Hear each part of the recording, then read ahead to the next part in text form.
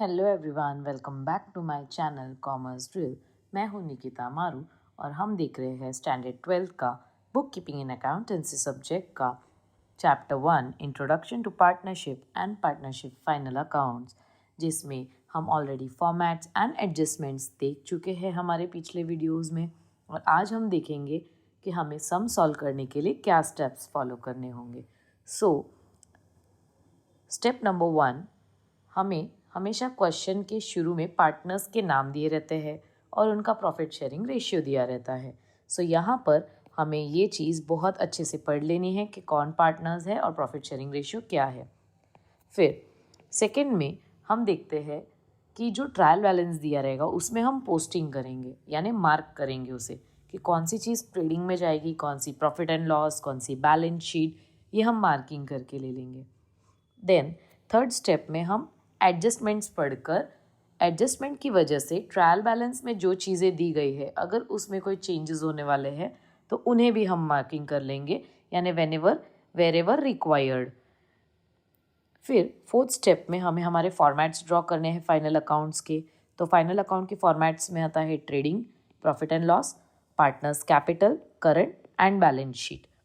फिर fifth step में है कि हमने जो ट्रायल बैलेंस में मार्किंग की थी पॉइंट नंबर 2 के टाइम पे, वही हमारे पॉइंट 5 में हमें पोस्टिंग करने में हेल्प होगा। और जब हम पोस्टिंग करेंगे उस समय पे हमने जिन भी चीज़ों को एडजस्टमेंट की मार्किंग की होगी उनके लिए हमें लाइन छोड़ना रहेगा वहाँ पे।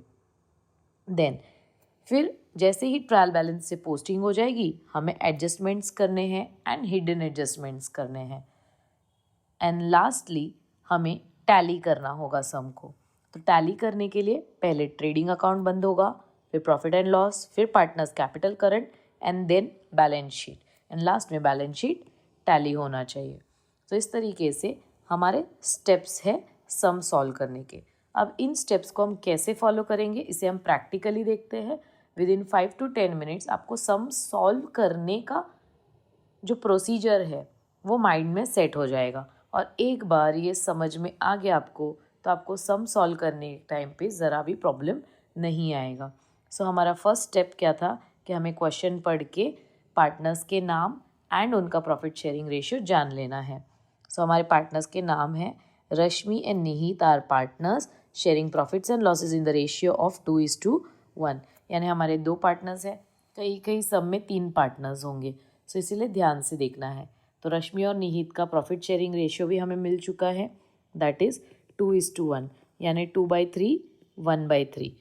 2:1 का मतलब है कि हमें रश्मि को जितना भी प्रॉफिट होगा उसके 2 हिस्से देने हैं और निहित को 1, इसीलिए प्रॉफिट के टोटल 3 हिस्से करने पड़ेंगे हमें।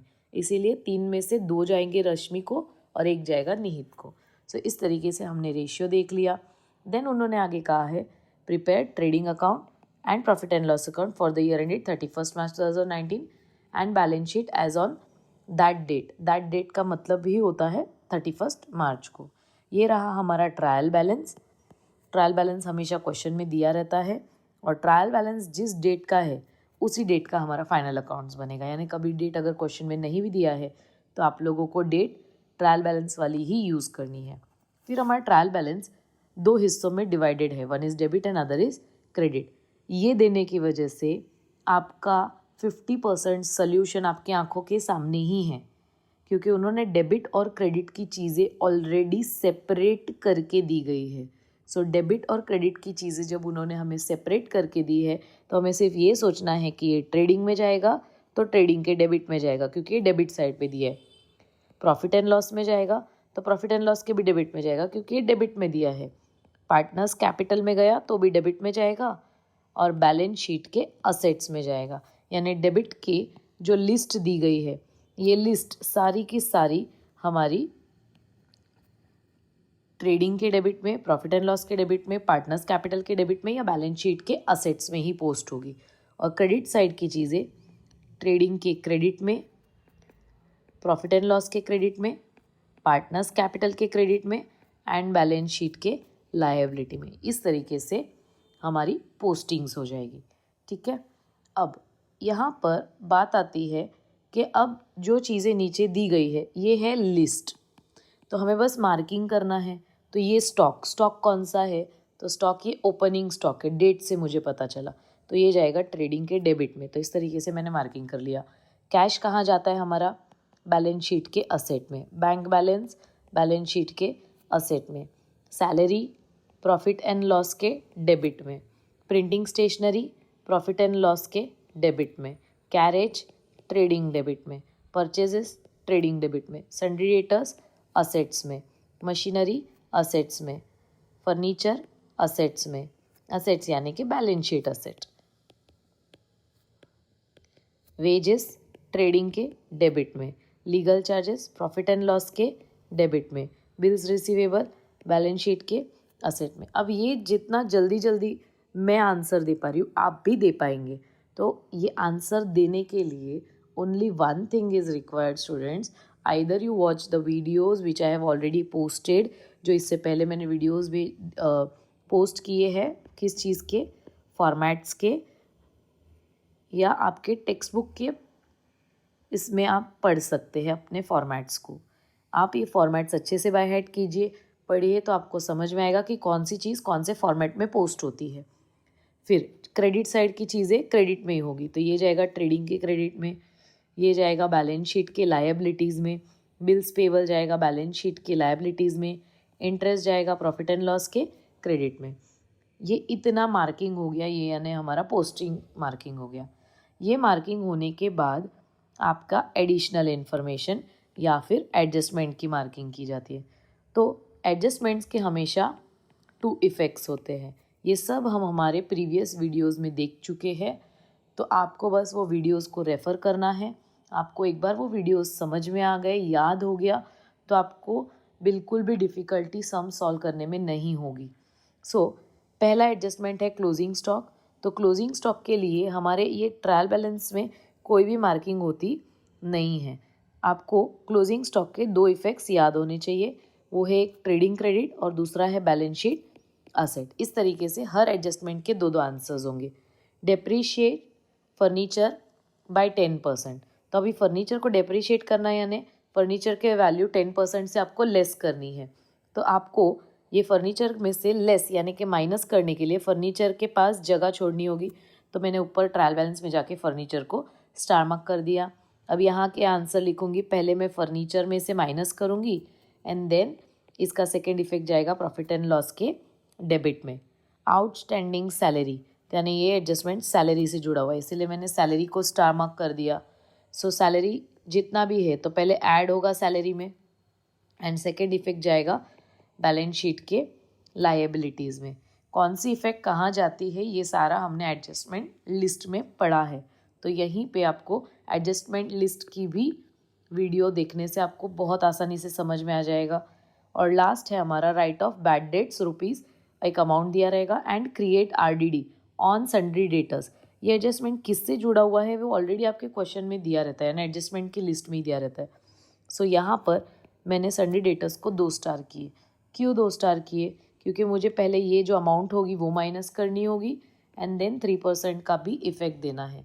तो इसका इफ़ेक्ट है, पहले माइनस होगा डेटर्स में से दोनों ही चीज़ें and then second effect profit and loss के डेबिट में जाएगा दोनों ही। इस तरीके से हम क्वेश्चन को पढ़ते हैं, मार्किंग करते हैं एंड देन हमारे फॉर्मेट्स को ड्रॉ करना है। जैसे हमारा स्टेप्स जा रहा है तो फॉर्मेट को मैंने ड्रॉ किया है। सबसे पहले हम लिखते हैं in the books of Rashmi and निहित, जो भी पार्टनर्स आपके दिए रहेंगे उनका नाम लिखना है। देन पहला अकाउंट है हमारा trading account for the year ended 31 March 2013। Second account है हमारा profit and loss account for the year ended 31 March 2019। And तीसरा है हमारा पार्टनर्स कैपिटल अकाउंट, जिसमें आपको यहाँ पर दिखेगा रुपीज़ की जगह मैंने पार्टनर्स के नाम के साथ रुपीज़ लिखा है, क्योंकि ये हमने रश्मि और निहित का एक साथ अकाउंट बनाया है। एंड लास्ट है हमारा balance sheet as on 31 March 2019। Balance sheet की left side is credit, right side is debit, और बाकी सब अकाउंट है तो अकाउंट की left side is debit and right side is credit. इस तरीके से हमारे फॉर्मेट्स रेडी कर लेने हैं हमें। पार्टनर्स कैपिटल का जो अकाउंट है या करंट अकाउंट जो भी बनेगा, हमेशा उसमें आपके क्वेश्चन में कितने पार्टनर्स है उतने कॉलम आना चाहिए। जैसे यहाँ 2 पार्टनर है रश्मि एंड निहित, तो अमाउंट के 2 कॉलम आए। वैसे ही अगर 3 पार्टनर है तो 3 कॉलम आएंगे। सो इस तरीके से, और बाकी के इसमें हमने 2-2 अमाउंट के कॉलम बनाए हैं, क्योंकि ये जो पार्ट है हमारा, इसे इनर कॉलम कहते हैं और इसे आउटर कॉलम कहते हैं। तो हमने देखा अभी कि हमने कुछ चीज़ों को स्टार मार्क किया है, जैसे सैलरी, सन्डे डेटर्स, फर्नीचर। जब ये चीज़ें हम पोस्टिंग करेंगे तो उस टाइम पे जिनको स्टार है उनको इनर में लिख के जगह छोड़नी है, और जिनको स्टार नहीं है उनको सीधा आउटर में लिखना है हमें। सो इस तरीके से हमारा पोस्टिंग्स एंड बाकी सारी चीज़ें होगी। So let's see one by one. अभी सिंपल तरीके से मैंने जो मार्किंग की है बस मुझे वैसे लिखते जाना है। जैसे मैंने स्टॉक लिखा है, तो स्टॉक है ट्रेडिंग के डेबिट में, तो यहाँ जाऊँगी मैं ट्रेडिंग के डेबिट में लिखूँगी टू ओपनिंग स्टॉक, और क्योंकि उसको कोई स्टार मार्क नहीं था, अमाउंट सीधा आउटर कॉलम में आ जाएगा। फिर सेकंड है कैश और थर्ड है बैंक। कैश, बैंक, ये दोनों एसेट्स में जाएगा, प्लस इन्हें कोई मार्किंग नहीं था तो बैलेंस शीट के असेट में जाना है, और यहाँ पे बस मुझे जाके लिख देना है कैश और बैंक, क्योंकि उनको कोई भी मार्किंग नहीं था, इनका अमाउंट भी सीधा आउटर कॉलम में आ जाएगा। फिर है हमारा सैलरी, तो सैलरी है प्रॉफिट एंड लॉस के डेबिट में, और साथ ही में देखना है कि उसको स्टार भी है, तो प्रॉफिट एंड लॉस के डेबिट में जाएंगे। हमेशा पहली लाइन छोड़नी है, फिर लिखना है टू सैलरी, जो अमाउंट दिया रहेगा वो इनर कॉलम में, फिर एक लाइन छोड़ देना है क्योंकि एक स्टार मार्क है। फिर उस तरीके से आगे जाएंगे। नेक्स्ट है प्रिंटिंग स्टेशनरी। प्रिंटिंग स्टेशनरी भी जाएगा हमारे प्रॉफिट एंड लॉस में। तो अब मैंने जो एक लाइन छोड़ा तो मैंने ये लाइन ड्रॉ की है ताकि हमें पता चले कि नेक्स्ट चीज़ मुझे उसके बाद ही लिखनी है, एक लाइन के बाद प्रिंटिंग एंड स्टेशनरी। क्योंकि इसको कोई स्टार नहीं था, इसको मैं सीधा आउटर कॉलम में डाल दूंगी। ये जो हम कर रहे हैं इसे पोस्टिंग प्रोसीजर कहते हैं, कि बस हमें क्वेश्चन से उसको सही जगह पे जाके लिख के आना है। नेक्स्ट है कैरेज। तो कैरेज को हम लिखेंगे ट्रेडिंग के डेबिट में टू कैरेज, इसको भी कोई एडजस्टमेंट नहीं है तो सीधा आउटर कॉलम में चला जाएगा। फिर आएगा टू परचेज, जो क्वेश्चन में दिया है। परचेज में से हमेशा माइनस होता है परचेज रिटर्न, लेकिन क्वेश्चन में अगर नहीं दिया है परचेज रिटर्न तो कुछ नहीं, परचेज की अमाउंट लिखनी है, रिटर्न्स की अमाउंट नहीं दी है तो डैश डालना है और फिर से टोटल आउटर में ले लेना है, और अगर अमाउंट दी होगी तो हम माइनस करके लिखेंगे। सन्ड्री डेटर्स, अब सन्ड्री डेटर्स को कितने स्टार मार्क है? 2, और सन्ड्री डेटर्स जाएंगे हमारे असेट्स में, तो यहाँ पर आ जाएगा सन्ड्री डेटर्स, और जो भी अमाउंट दी है उसके लिए वो हमने देखा था कि हमने 2 स्टार किए हैं, तो हमेशा जब 2 स्टार होते हैं तो पहले स्टार के लिए एक लाइन, दूसरे स्टार के लिए 2 लाइन, इसके लिए एक लाइन, इसके लिए 2 लाइन करके हम लाइंस छोड़ते हैं ताकि हम एडजस्टमेंट कर पाए। नेक्स्ट है हमारा मशीनरी फर्नीचर। तो मशीनरी को कोई स्टार नहीं है और मशीनरी कहाँ जाएगा? असेट्स में, तो मैंने लिख दिया मशीनरी, क्योंकि इसको कोई स्टार नहीं आउटर में। लेकिन फर्नीचर को स्टार था तो इसे मैं इनर में लिखूंगी और एक लाइन छोड़ दूंगी। क्यों ये हम अभी कर रहे हैं? क्योंकि हम सारे एडजस्टमेंट्स एक साथ करेंगे। सो इस तरीके से मैंने पोस्टिंग्स किया। अब और क्या बाकी है? वेजेस जाएगा हमारे ट्रेडिंग के डेबिट में। देखो हमें बस क्या करना है, सही चीज़ को सही जाके लिखना है। आउटर कॉलम में मैंने लिख दिया क्योंकि इसको भी कोई एडजस्टमेंट नहीं था। नेक्स्ट है लीगल चार्जेस, और उसके बाद है बिल्स रिसीवेबल। लीगल चार्जेस जाता है प्रॉफिट एंड लॉस में, तो यहाँ लिख दिया मैंने लीगल चार्जेस, क्योंकि उसको कोई भी स्टार मार्क नहीं था, मतलब उसको कोई भी एडजस्टमेंट नहीं था, तो लीगल चार्जेस मैंने लिख दिए। वैसे ही बिल्स रिसीवेबल मेरा एसेट है, मुझे पता है, तो मुझे बस जाके एसेट में लिख देना है बिल्स रिसीवेबल, और क्योंकि उसको भी कोई स्टार मार्क नहीं था, आउटर कॉलम में मैंने अमाउंट डाल दी। फिर हमारा डेबिट साइड ख़त्म हो चुका है। तो जैसे ही डेबिट साइड ख़त्म हुआ, आपका ध्यान जाना चाहिए कि अभी तक हमने ट्रेडिंग के डेबिट साइड में फिल किया है, पीएनएल के डेबिट में फिल किया है, पार्टनर्स कैपिटल के डेबिट में कुछ आया नहीं था, और बैलेंस शीट के एसेट में फिल किया है क्योंकि एसेट इज़ डेबिट। अब हम क्रेडिट साइड देखते हैं। तो क्रेडिट साइड में एक और चीज़ ऐड कर देती हूँ सो दैट आपको समझ में आए। कैपिटल, रश्मि एंड निहित, दोनों के कैपिटल्स दिए रहेंगे। सो अब 1 बाय 1 हम देखते हैं। सेल्स जाएगा ट्रेडिंग के क्रेडिट में, बाय सेल्स। जैसे परचेज में से माइनस होता है परचेज रिटर्न, सेल्स में से माइनस होता है सेल्स रिटर्न्स। तो अगर क्वेश्चन में सेल्स की अमाउंट दी है और रिटर्न्स की अमाउंट नहीं दी है तो वही अमाउंट आउटर कॉलम में एज ए टोटल आ जाएगी, और रिटर्न्स की अमाउंट दी है तो माइनस होके बाहर आएगी। फिर है सन्ड्री क्रेडिटर्स। सन्ड्री क्रेडिटर्स जाते हैं लायबिलिटीज़ में, तो सन्ड्री क्रेडिटर्स तो कौन सी चीज़ कहाँ जाएगी इसके लिए आपको फॉर्मेट्स पढ़ने होंगे, और मैंने आउटर में इसीलिए अमाउंट लिखा है क्योंकि इसको कोई एडजस्टमेंट नहीं है। फिर है बिल्स पेबल। बिल्स पेबल भी मेरी लायबिलिटी है, इसको भी कोई एडजस्टमेंट नहीं था तो मैंने इसको बस लिखा एंड आउटर में पोस्टिंग कर दिया। और जिन जिन को कोई एडजस्टमेंट नहीं होती और आउटर में पोस्टिंग करनी होती है उनको बस आप सही जगह पे लिख के आओगे तो भी आपके मार्क्स ऐड ऑन होते जाते हैं। नेक्स्ट है इंटरेस्ट। इंटरेस्ट जाएगा प्रॉफिट एंड लॉस के क्रेडिट में। क्यों? क्योंकि उन्होंने क्रेडिट साइड दी है, हम क्रेडिट साइड पढ़ रहे हैं। तो जब क्रेडिट में दिया है तो क्रेडिट में लिख दो, जब डेबिट में दिया है तो डेबिट में लिख दो। देन कैपिटल, तो कैपिटल जाएगा कैपिटल अकाउंट के क्रेडिट में।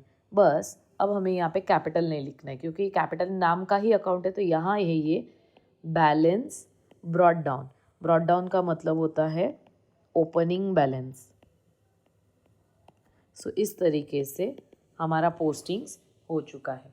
अब हमें क्या करना है, देखें अब हम एडजस्टमेंट के बारे में देखते हैं।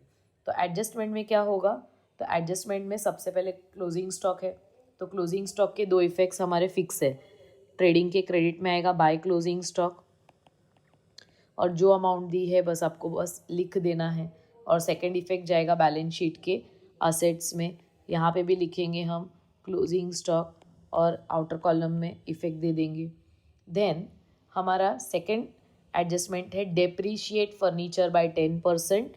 तो हमें क्या करना है, हमें आंसर पता है, डेप्रीसिएशन आया तो बस फर्नीचर हमने कहाँ लिख के रखा है, एसेट में, वहाँ जाना है, माइनस करना है, लिखना है डेप्रीसिएशन 10%, और यहाँ पर अमाउंट माइनस करनी है और आउटर में टोटल लेना है। तो ये जो हमने अमाउंट माइनस की है इसी का सेकेंड इफेक्ट जाएगा प्रॉफिट एंड लॉस के डेबिट में, to depreciation on furniture, to depreciation on furniture. तो जितना अमाउंट हमने माइनस किया था बस उसी का सेकेंड इफेक्ट देना है। इसी तरीके से हर एक एडजस्टमेंट आपको पोस्ट करनी है और लास्ट में आपको सम को टैली करना है। तो ये मैंने आपको बेसिक्स बता दिया है पोस्टिंग्स के बारे में एंड एडजस्टमेंट्स के बारे में। और हम टैली के बारे में जब मैं सम का वीडियो अपलोड करूँगी सॉल्व करने का, उसमें आपको टैली भी समझ में आ जाएगा क्योंकि हमारे पास तब अमाउंट्स होंगे। यहाँ आपको पोस्टिंग्स या एडजस्टमेंट में किसी भी चीज़ में डाउट हो तो I will await for your comments in the comment box. आपको कोई भी प्रकार का डाउट आता है, क्वेरी है, please put it in the comment box and don't hesitate to ask. इस वीडियो को लास्ट तक देखने के लिए thank you very much. Stay tuned. मैं नेक्स्ट वीडियो जैसे ही अपलोड करूँ आपको नोटिफिकेशन आ जाए, इसके लिए सब्सक्राइब के साथ बेल आइकन दबाना ना भूलें। और अगर आपको ये वीडियो अच्छा लगा हो तो please like it and share with your friends जिनके लिए ये हेल्पफुल हो सकता है। Thank you so much.